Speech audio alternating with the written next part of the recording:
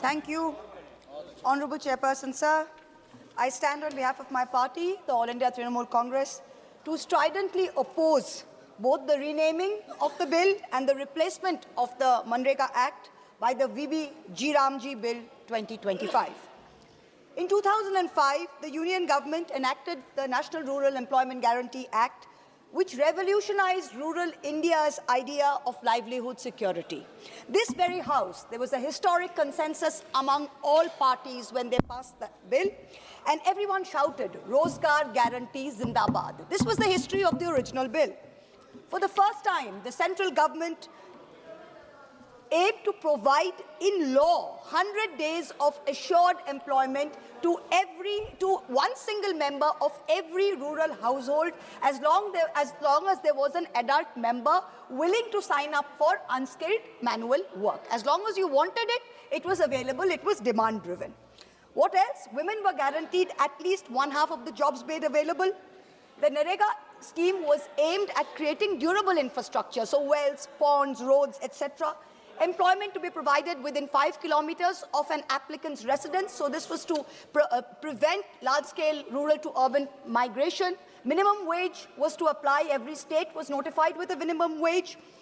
On October 2nd, 2009, Gandhi Jayanti, in keeping with the vision of the father of the nation's vision for rural self-reliance in India, the name was changed to the Mahatma Gandhi Rural Employment Guarantee Act. That is the history of this.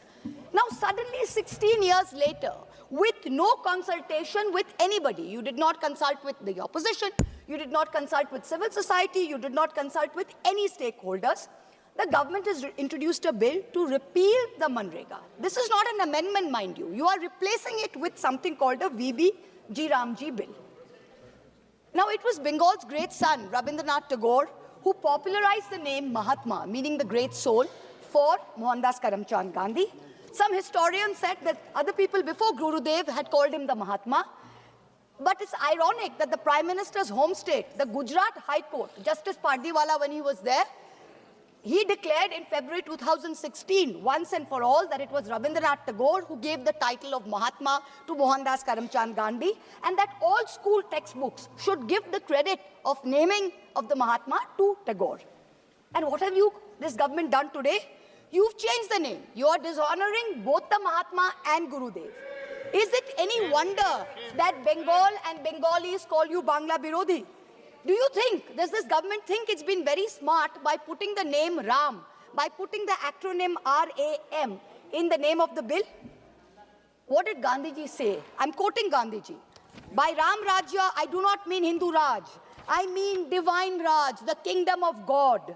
Ram Rajya ensures equal rights of prince and pauper. It is a sovereignty of the people based on moral authority. By changing the name and repealing the act, you have destroyed Gandhiji's idea of Ram Rajya, both in letter and in spirit. Now, before the suspension of the fund releases in March 2022, West Bengal was among the top performers of Manrega nationwide. Approximately 2.6 crore job card holders across 1.4 crore rural households were in Bengal. Since March 2022, the union government has not released one single paisa to West Bengal. As of today, the centre has outstanding Manrega dues of 52,000 crores. 52,000, 7,000 crores in unpaid wages and 45,000 crores in unpaid material and wage pending liabilities till date. We as members of the Trinamool Congress representing the people of Bengal, we have taken to the streets for our rightful dues. We've sat on dharna. Our Honorable Chief Minister has written innumerable times. We have complied with over 150 action taken reports. When we went to meet with the Honorable Minister, we as MPs were dragged by the Delhi police, dragged like animals. We were thrown vans and we were taken to a godforsaken thana on the outskirts of Delhi. This is what we got. Even though the objects and reasons of the bill, I've got the bill in front of me, I'm looking at page 1. Now, if you look at the objects and reasons of the bill, it says to provide an enhanced statutory wage employment guarantee of 125 days in every financial year to every rural household. But actually, there is no one single element, not one, of the legal right to work retained in the bill, which was there in the original bill. That was a legal right. Nothing. Now, Manrega, the original Manrega provided some fundamental guarantees. The first, it was central government funded. The wage bill was met 100% by the central government. The second, it was a demand-driven employment program, as my honorable colleague Naresh Ji from the SAPA said. He said when people wanted to work, it was demand-driven. It was bottom-up. And the third guarantee was that 100 days of work across rural India, no matter where you were. There was no notified area, no this, no that. You wanted to work, you lived in rural area, you filled up a form, you were entitled to it. That was the right. Now this government, I'm looking at the bill, they've used the word guarantee 92 times. 92 times in this bill. But I'm going to go through just 4 provisions of the bill which demonstrates that the new Ramji bill provides no guarantees at all. Forget about 92, it provides not even one guarantee. So let me look at the first. First, if I'm looking at page 4, chapter 2, section 4, subsection 5 of the proposed bill. What does it say? The central government shall determine the state-wise normative allocation for each financial year based on objective parameters as may be prescribed by the central government. So the Manrega, which was a demand-driven employment program, has been now replaced by an allocation-based scheme, which the central government can alter at whim. So central government thinks they want to alter the quantum of allocation, it can. So this takes us back. This is retrograde. It takes us back to the pre-Manrega days when we had the Jawahar Rozgar Yojana, when we had employment assurance schemes, which basically used to give the people of India only about 10 days of employment. That's what you're taking us back to. The second provision, which is deadly, which I'm looking at the bill, again, page 4, chapter 2, subsection 5, section 5, subsection 1 of the bill. It completely destroys the idea of a universal legal entitlement across rural India. What does it say? Save as otherwise provided, the state government shall in such rural areas as may be notified by the central government.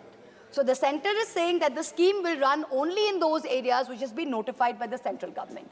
So the state government has to provide for the 125 days of work, but the center is going to prescribe the norms. Brilliant. Wow, this is great.